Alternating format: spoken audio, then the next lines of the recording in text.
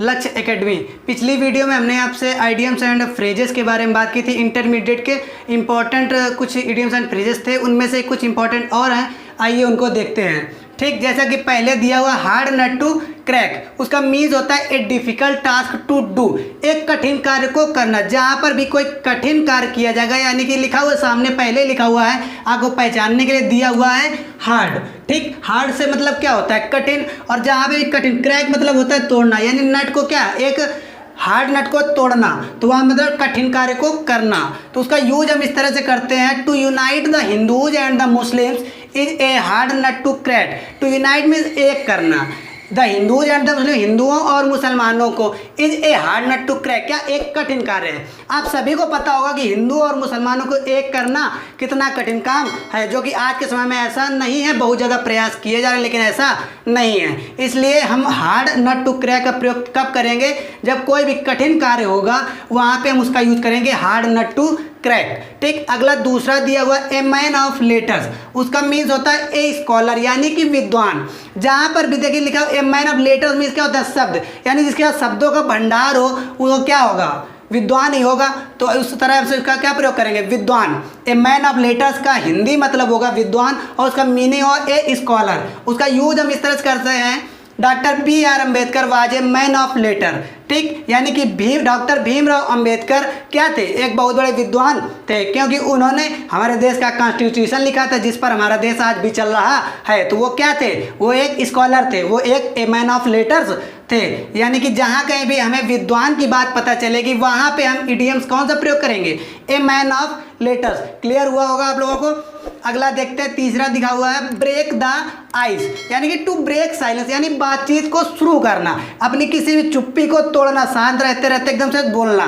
ठीक, यानी ब्रेक, जैसे कि बर्फ होती है वो क्या होती है, साइलेंट होती है, और उसे तोड़ दिया जाए तो आवाज़ होगी, यानी बातचीत शुरू होगी। उसी तरह से यूज दिया गया होगा उसका, after a long silence Ajay broke the ice in the class, यानी कि बहुत देर शांत रहने के बाद अजय ने कक्षा में बातचीत शुरू कर दी। तो जहाँ पे भी बातचीत शुरू की जाए बहुत देर बाद, तो वहाँ पे हम प्रयोग करेंगे इडियम्स ब्रेक द आइस का। अगला दिया हुआ 14 मूव हीवन एंड अर्थ, यानी कि उसका मीन्स होता है टू डू एवरीथिंग पॉसिबल, यानी हर संभव प्रयास करना, किसी भी काम को अंत तक बिल्कुल प्रयोग करते रहना कि मैं इसे कर सकता हूँ, ट्राई एंड ट्राई। ठीक, वहाँ पे यानी कि मूव हीवन एंड अर्थ का अगर अपनी भाषा मतलब समझें तो उसका मतलब हो कि ज़मीन और आसमान को एक कर देना किसी भी काम को करने के लिए। ठीक, उसका मतलब हमने यूज़ दिया हुआ है, he shall move heaven and earth to be successful in the examination. उसने कहा कि वह एग्जामिनेशन में सफल होने के लिए हर संभव प्रयास करेगा, या फिर अगर कहें कि वह एग्जामिनेशन में सफल होने के लिए ज़मीन और आसमान एक कर देगा, यानी पूरी तरीके से वो ट्राई करेगा कि वह पास हो जाए या सफल हो जाए। ऐसी जगहों पर हम प्रयोग करेंगे मूव हीवन एंड अर्थ का, जिसका मीनिंग होता है टू डू एवरीथिंग पॉसिबल, यानी कि हर संभव प्रयास करना। जैसा कि अगला लिखा हुआ है 5वां नंबर विन लॉरेल्स, इसका मीन्स होता है गेन ऑनर, यानी कि गेन ऑनर मतलब सम्मान को प्राप्त करना, यानी कि जहाँ कहीं भी अगर किसी भी क्षेत्र में हम सम्मान को प्राप्त करेंगे तो वहाँ पे हम इडियम्स विन लॉरेल्स का प्रयोग करेंगे। आइए यूज देख लेते हैं उसका। लिखा हुआ Tagore won laurels in the field of English literature. Tagore यानी कि रविन्द्रनाथ टैगोर आप सभी लोग जानते हैं, उन्होंने इंग्लिश लिटरेचर साहित्य में अपने क्षेत्र में क्या प्राप्त किया, सम्मान प्राप्त किया, यानी कि उसके लिए हम क्या लगाया, विन लॉरेल्स। टैगोर ने अपने क्षेत्र इंग्लिश लिटरेचर के क्षेत्र में क्या प्राप्त किया, सम्मान प्राप्त किया। Tagore won laurels in the field of English literature. अगला दिया हुआ है 6 नंबर पॉइंट ब्लैंक, इसका मतलब होता है क्लियरली, यानी कि बिल्कुल साफ साफ, बिल्कुल क्लियर होना चाहिए बात को। तो यूज दिया हुआ your son refuse point blank to help me. Your son यानी कि तुम्हारे पुत्र ने, रिफ्यूज में मना कर दिया, पॉइंट ब्लैंक यानी कि क्लियरली, अभी आपको बताया, यानी कि साफ साफ मना कर दिया, टू हेल्प मी मेरी सहायता करने के लिए। तुम्हारे पुत्र ने मुझे साफ साफ मना कर दिया मेरी सहायता करने के लिए। जहाँ पर ऐसी कोई बात आएगी तो वहाँ पे हम साफ साफ के लिए क्या प्रयोग करेंगे, पॉइंट ब्लैंक, जिसका मीनिंग होता है क्लियरली। अगला देखते हैं 7 नंबर ए मेडन स्पीच। ठीक, ए मेडन स्पीच का मतलब होता है फर्स्ट स्पीच, यानी पहला भाषण। कोई भी नेता होगा वो तो अपने जीवन में कभी जब नेता बनेगा तो पहली बार वो भाषण जरूर देगा। ठीक, तो वहाँ पे जब कोई भी व्यक्ति पहली बार भाषण देगा तो वहाँ पे उसका हम प्रयोग करेंगे ए मेडन स्पीच।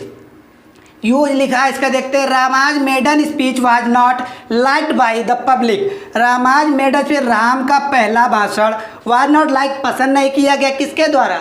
जनता के द्वारा। यानी कि राम का पहला भाषण जनता के द्वारा पसंद नहीं किया गया, यानी राम का पहला भाषण लोगों को पसंद नहीं आया। जहाँ पे भी पहले भाषण की बात आएगी वहाँ पे हम ए मेडन स्पीच का प्रयोग करेंगे। आप उदाहरण के लिए यूज कोई भी कर सकते हैं। हमने यहाँ पे ये लिखा, आपको जो समझ में आ रहा है आप वो लिख सकते हैं। अगला देखिए 8 नंबर लिखा बाई हुक और by crook. By any means इसका मीन्स होता है, यानी कि हिंदी में अर्थ देखें तो किसी तरह से, यानी कोई भी काम करना हो किसी भी तरह, मतलब अच्छी तरह से या बुरी तरह से, लेकिन उसे करना है तो उसका यूज देख लो। लिखा I shall pass the examination by hook और बाई क्रूक। आई मीन्स मैं सेल पास द एग्जामिनेशन, परीक्षा पास करूँगा किसी भी तरह से, मतलब चाहे जैसे वो पास कर, लेकिन वो परीक्षा को पास करेगा किसी भी तरह। आल बाई आल मीन्स, किसी भी हालत में वो एग्जामिनेशन पास करेगा।